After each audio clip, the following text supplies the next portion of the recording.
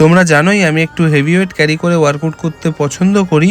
আমার জিমে প্রেজেন্ট থাকাকালীন যখন আমি ওয়ার্কআউট করি, বহু মেম্বার আমাকে জিজ্ঞেস করে যে দাদা তোমার তো পশ্চার ঠিক নেই, তুমি এরম নেচে নেচে বাইসেপ কার্ল করছো, ট্রাইসেপ প্রেস ডাউন করছো, ল্যাট পুল ডাউন করছো, তো তোমার মাসেল কিভাবে ইমপ্রুভ করছে, এবার আমরাও কি এটা করতে পারবো? অনেকের মনে এরম কোয়ারিজ থাকে। যারা ভিডিওকে দেখে তারাও আমাকে পোক করে কমেন্ট করে বলে পশ্চার ঠিক নেই, নেচে নেচে ওয়ার্কআউট করছে।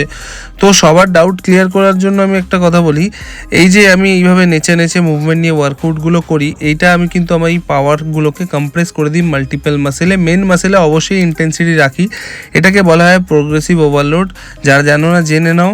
মাসেল এক জায়গায় গ্রোথে লক হয়ে যায়, হ্যাবিচুয়েট হয়ে যায় একই ওয়ার্কআউট করতে করতে, একই ওয়েটের ইন্টেন্সিটি নিতে নিতে।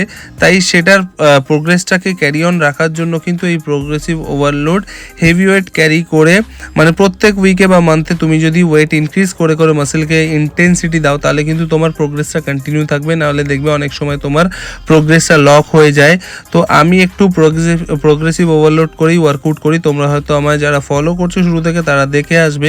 আমি চেষ্টা করি তার মধ্যে থেকেও পশ্চার মেনটেন করার। অবশ্যই পশ্চার ম্যাটার করছে, অনেক সময় চোট লেগে যায়। তার আগে তোমার মধ্যে কনফিডেন্ট আসতে হবে, তোমার মাসেল মেমোরি সেরকম থাকতে হবে, তাহলে গিয়ে কিন্তু তুমি প্রোগ্রেসিভ ওভারলোডে নিজের মেন মাসেলকে টার্গেট করে পাওয়ারটা কম্প্রেস করতে পারবে। অবশ্যই তোমরাও চেষ্টা করো, বাট সেফলি করো, আর রেগুলার ওয়ার্কআউট করো, ফিট থাকো।